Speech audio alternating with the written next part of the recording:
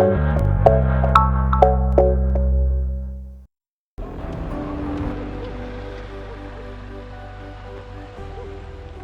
that the baby's here, at least our white picket purgatory feels logical.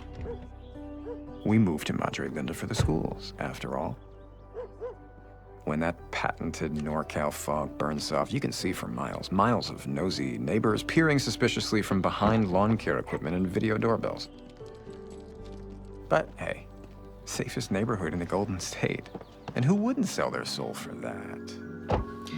Hey guys, what's up? Welcome back to Landscape Alert, where this week we are going to be recreating the landscape plan from Joe and Love's Love Nest, or Base of Operation, you pick, from the Netflix series You, which is currently streaming its third season. This landscape is based on the north part of California, in Silicon Valley, but in reality it was filmed in north of LA.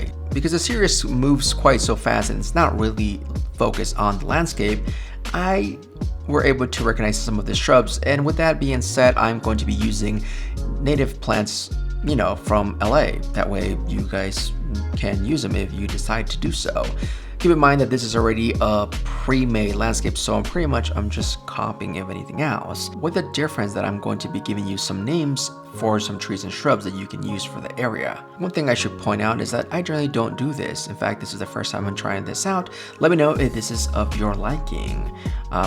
Or if you like my other stuff better, put in the comments below so I can read them and I can work on that as well. Or if you like me to tackle a different show and or series that you like, let me know what it is and where I can find it. That way I can go look at it and see if I can do a recreation of that landscape.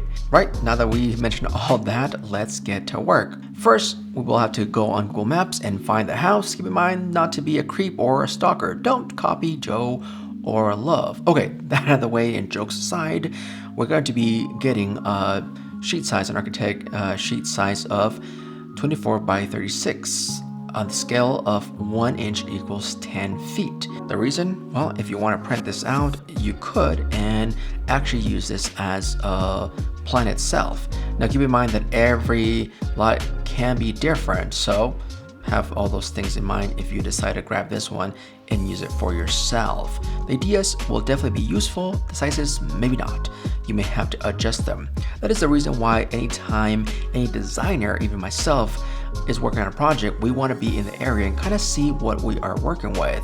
Not just the lay of the land, but also the elevations, temperatures, and soils, among other things. Obviously, we definitely want to work with the shrubs and trees that are best suited for the area. Okay, now that we have that, we're going to start working on the actual design. Now, this property, at least from the measurements that I was able to get, it measures the following: 114 feet wide and 300 feet long. So that's where we start. Now we're going to start in the front, where we are recreating pretty much everything that you see in the show, which is pretty much at the front is going to be a large area of sod, followed by a hedge of shrubs, and definitely there's a mixture of shrubs there, and then you see that white fence that makes the house looks even better. Behind that you have some more shrubs and then some sod and or grass. In one side you'll see an evergreen, and as you kind of move along you will see a path to the entrance of the home, which I believe it would be around 4 feet wide. Generally, don't like to make my pathway smaller than 3 feet, otherwise it's more of a trail, and well, that's more where deer are going to be walking, and in this case we definitely want it to be good for the access of the home. As we kind of move into the area in between that and the house, we have a few other trees that are there, and then an area of wood mulch with some shrubs, and then you have the actual house there. Now, as we kind of move to the back, that's where it gets even more interesting than the front itself, even though the front itself is really, really pretty to see. But because it moves so fast, I was not able to catch a lot of the shrubs. A few of them I was able to get, but there's so many that's the reason why I'm going to be giving you guys some ideas that you can use if you happen to live in the area or similar conditions. Now, once we move to the back, there is going to be a small area next to the house where it has mulch and some shrubs there, and that's kind of where you have the patio, and then some areas of sod, and then you have the pool. On the sides of the pool, you have some trees that are pretty large. Now, because I have never been there, I don't really know the size of them, but it's a good guess that are above 40 and maybe around 60 feet tall. Now, these trees have been there for a while, which seems to be the case as to why they look so mature. Now we have the area of sod, and then we have an area of mulch with many different shrubs. Now let's go back to the front and kind of look at some of those measurements that I was talking about, and maybe some of the shrubs that we could potentially use there as well. Now the sod in the front is of 106 feet by 26, and then we kind of meet with the hedge in an area of mulch. Now because there are so many out there as far as shrubs that you can use a mixture of them, some of those would be boxwood. Those are definitely great, but there are many different kinds out there, so keep that in mind. Some can be taller, some are going to be definitely smaller, so depending on the size of hedge that you would want. If it would be more for privacy, definitely get the ones that are going to be taller. Those are going to be a nice hedge that will stay nice and green as long as the leaves stay on the tree, depending on your area. You know, they go dormant depending if it gets cold enough for the area. That being said, there's other stuff that we can also put in there, but among those, if you wanted to add some color and flavor to those, you can add some encore azaleas, some coral fountains, you can do some dwarf myrtles, and some green cloud sages, of course, if you want to add these colors. Now, there are some other stuff that we sort of saw in the front, and that's going to be some cast iron plants and or like them. Those will work really well depending on the situation, but this one looks to be working well right next to the house. Of course, that added with some other shrubs, something like a dwarf coriander pink, a red Mexican bird of paradise. Of course, we will see if you have enough space, especially if you have about 6 or so feet where you could put one of those, and if you don't have a window that will potentially block your view. Of course, you always want to give some maintenance to these areas, and depending on that, you may want to have a flat top and or round if there's no window in the area. You may also want to add maybe a concha shrub as well, or a seriously occidental. That's more of a large shrub that you can put, but that's going to be more for the back in this case. Now, to add some more color over there, we can also do a Japanese privet and a hibiscus, and also a star jasmine, again, to add more color. Now that we talked about a little bit of the shrubs, let's talk a little bit of the trees. Now, again, going back to the trees, there are different sizes of trees that they have in this area, including an evergreen. Now, one thing that I think that would work in this area, especially if you don't want a pine or a spruce over here, maybe use a nice Meon Podicaris. Now, among other things that you can also use, timber bamboos would work really well for that back corner, kind of behind that pool, but even more towards the back.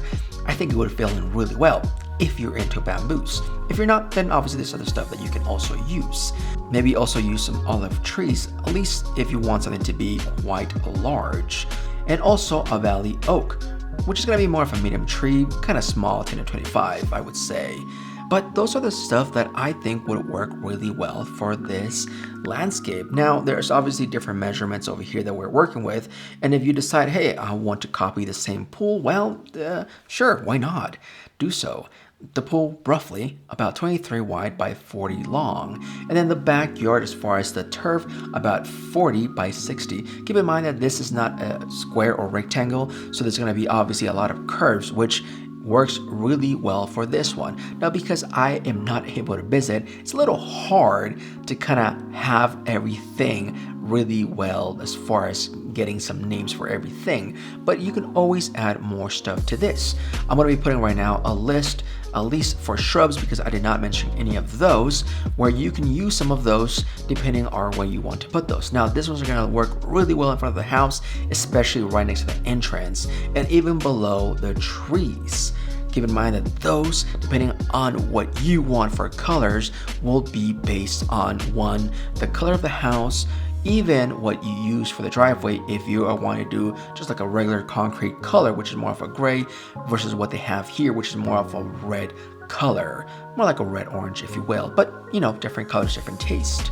But that's pretty much it what I am looking at this. What are your thoughts? Obviously, there's more to talk about in this specific design, but I think it looks really good. Let me know your comments, and if you've been to this house, one, don't be a stalker, but if you have, what did you notice that was there and something that you liked?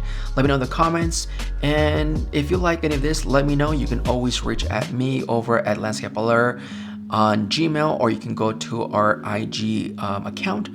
Maybe tag a picture that you're working on from your projects. Of course, there's many more stuff that we can talk about this, but I just wanted to kind of have the overview of what this design would look like. Keep in mind that every time you are working with your own design, you definitely want to know a person that really knows of the area, because there is many things that you should know about. Soils, trees, shrubs, elevations, and the list goes on and on. You definitely want to have a great designer that knows the area. So what are your thoughts on all this? Do you like any of the shrubs, any of these trees? Would you use this on your own landscape? Do you even like the show? Let me know your thoughts in the comments below. Don't forget our motto over here, which is Dream, Design, Create. Thumbs if you liked it, subs if you loved it, and we will see you guys on our next video. Have a good one. Bye.